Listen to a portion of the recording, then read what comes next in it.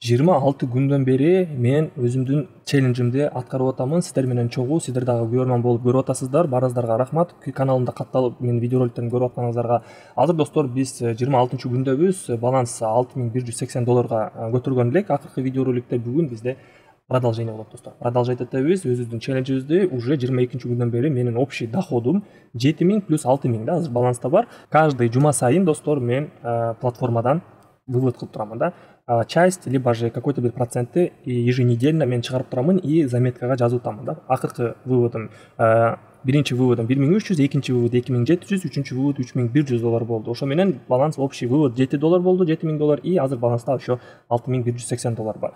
Почти что 92-93% уже челленджди аткарып койдум достор. Дагы ушинтип продолжать эте берсек, мен ойлойм жакын арада 1-2 айдын ичинде мен $100,000 чейин жетем деп ойлоймун да. Сиздерге дагы рахмат достор. Каналга катталабыз, лайктан басабыз и анда эмесе давайте торговлябызды, биздин анализибизди баштай берели. Бүгүн индикатор Keltner Channel деген индикатор менен торговля кылабыз. Мынакей настройкасын карап алгыла. Ушул настройканы применять эткиле.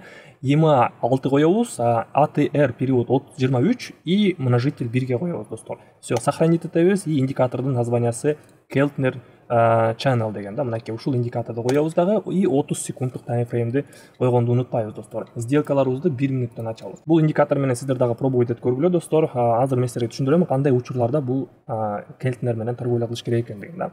Биз болгону могундай ситуацияларда сделка ачпашыбыз керекпиз. Кандай ситуация деп атсаңыздар, мынакей могундай ситуацияда нисходящий тренд болуп аткан моментте сделка ачпайбыз и также восходящий тренд болуп атканда дагы сделка ачпайбыз. Биз могундай ситуацияларды издеп табышыбыз керекпиз да. Горизонтальный направленияда мынакей түз болуп аткан моментте ушундай жерлерде сделка ачышыбыз керекпиз да. Ушундай түз болуп мындай көтөрүлүп аткан жерлерде биз сделка ачышыбыз керекпиз. Только самое главное мондай учурларда ачпашыбыз керекпиз. Нисходящий тренд болуп атса, если восходящий тренд болуп атса, анда биз валютный параны алмаштырабыз. Итак, давайте азыр бир жакшы ситуацияны табайлы. Валютная пара швейцарский франк, японская иена OTC. Мынакей бизде үстүдө линия бар, астыда да линия бар. Биз болгону ушул үстүнкү линиялардан сделка ачышыбыз керекпиз да. Же болбосо астыңкы линиялардан покупкага ачышыбыз керекпиз. Давайте даярданайлы достор. Азыр дагы бир выстрел болсо, биз үстүнкү линиядан астыга ачканга аракеттенебиз. Максимальный пиктен ачканга аракеттенебиз достор. Күтөбүз. Так, түшүп атат график. Линиядан ашып кеткенде ошондо сделка ачышыбыз керекпиз. Мына астыкы көк линия турат го, ушул линияны ашканда сделка ачышыбыз керекпиз да. Кааласак мынакей избранное коюп алсак болот. Звездочканы басып и дальше башка валютный параларды издей берсек болот да. Мынакей тоже жакшы бир ситуация. Мынакей ушул жерден 1 минутка киребиз, 1 минуткө продажага. Все, максимальный просадкадан, максимальный пиктен аштык да. Бул жакта мурунку ситуацияларда байкасак болот. Мынакей үстүнкү линия, астыңкы линия.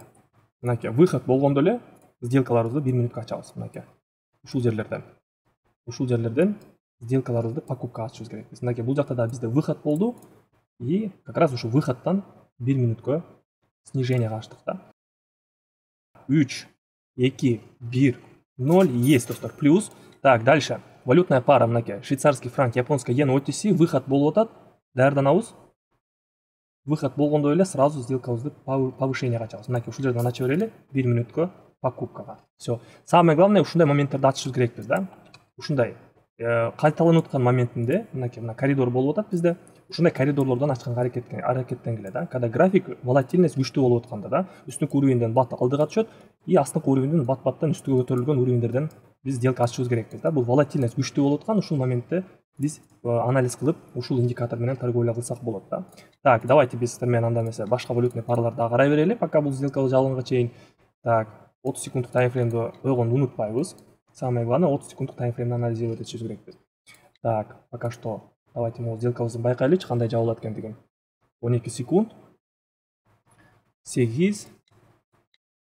Так, жакыныраак коюп алайлычы. Так, 3, 2, 1, 0. Есть достор. Бул сделкабыз дагы успешно плюска чаптык достор. Экинчи сделкабыз дагы плюс. И давайте анда эмесе башка валютный пара өтөлү да. Башка валютный паралардан ушундай уровеньдерди табайлы. Так, бул жерде тоже остановка болуп атат, но күтүш керек да. Просадканы же болбосо пикти күтүшүбүз керекпиз. Так, бул жакта дагы жок кандай момент. Мынакей евро доллар OTC'де момент болуп атат. Күтөбүз, даярданабыз. Выход болгондо все, 1 минутка кеттик вниз. Выход болду. Азыр могул свечадан дагы бир жолу повышение болсо, анда бул жакта ачпайбыз сделкабызды. бизде остановка болуш керек. Если болбой эле дальше үстөгө кете берсе, анда жок, бул болбойт достор. Бул жактан анда биз кетебиз, башка валютный парадан анализ кылабыз. Бизде остановка болуш керек. Так, 15 секунд.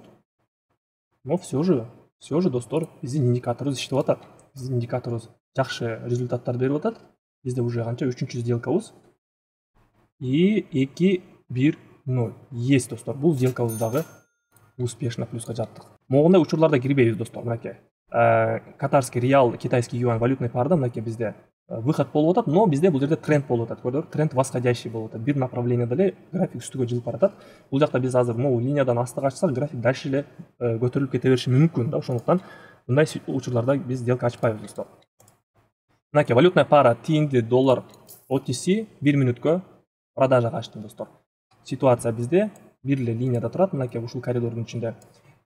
И биздин индикаторубуз боковое движение болуп атат. Мынакей боковое движение. То есть бул жакта тоже моменттер болгон, выходтарда үстүдө анча болуптур, но астыда болуптур мынакей. Астыда выходтар болуптур да.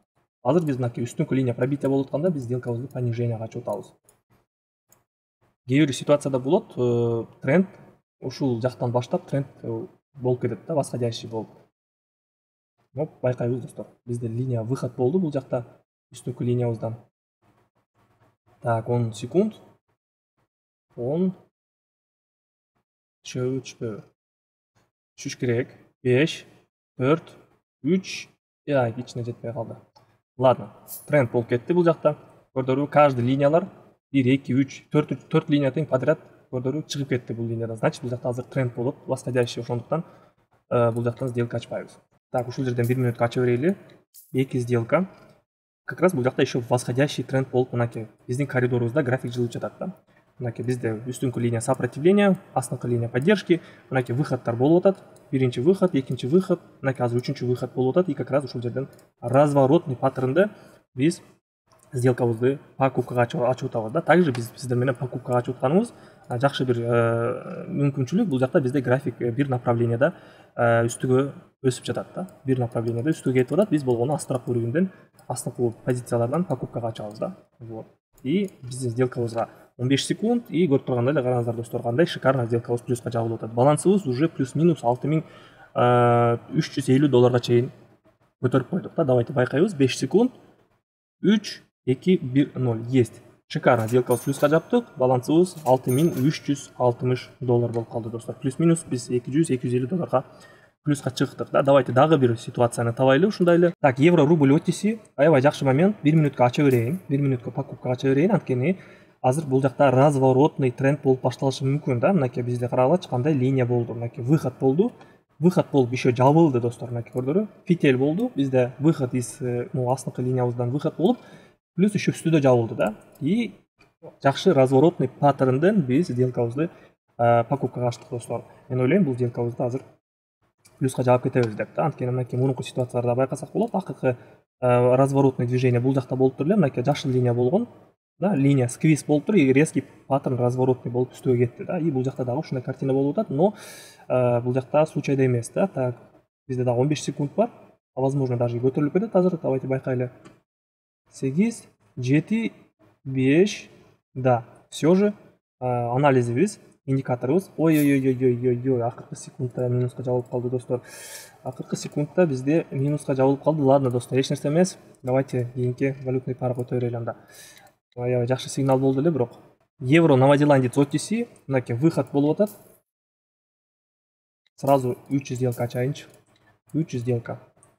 30 секунд таймфреймде бизде линия выход болуп атат. Бул жерде тренд восходящий, мынакей восходящий трендтин ичинде биздин график жылды. Далее мынакей остановка болуп атат уровень сопротивлениядан. Мынакей биринчи уровеньге келди. И мен ойлойм, бул жакта азыр небольшой разворот болуш керек деп да. Также биздин индикаторубуз Келтнер тоже выходты көрсөтүп атат да, линиябыздан. Байкайбыз. Бизде дагы 20 секундтай бар. График азыр ушул жактан подъем болуш керек, анткени тренд көрүп аткандай эле восходящий болуп атат. И мындай карап көрсөк, бизде бул жакта еще и двойной вершина паттерн болуп атат да. Возможно, даже и бизде бул жакта снижение болуп, понижение кетип калышы мүмкүн да. Но перед тем, чтобы дальше астыга түшүш үчүн бизде коррекция болуш керек үстүгө. 3 2 1 0. Есть достор. Сделкаларыбыз бардыгын плюска жаптык. По итогу у нас бизде 2 эле минус болду, калган сделкаларыбыз бардыгы плюска жабылды достор. мынакей 2 эле минус, калгандары баардыгы плюска жабылды. Канал катталабыз. Биздин телеграмыбызда күндө обучение жана күндө торговля болот. 2 маал күндүзү саат 3-тө жана кечинде саат 9-да. Каналдын ссылкасы комментариянын башында болот. Ушул жака өтүп катталып алыңыздар. А мен сиздер менен кийинки видеолордо көрүшөмүн. Баарыңыздарга ассалам алейкум.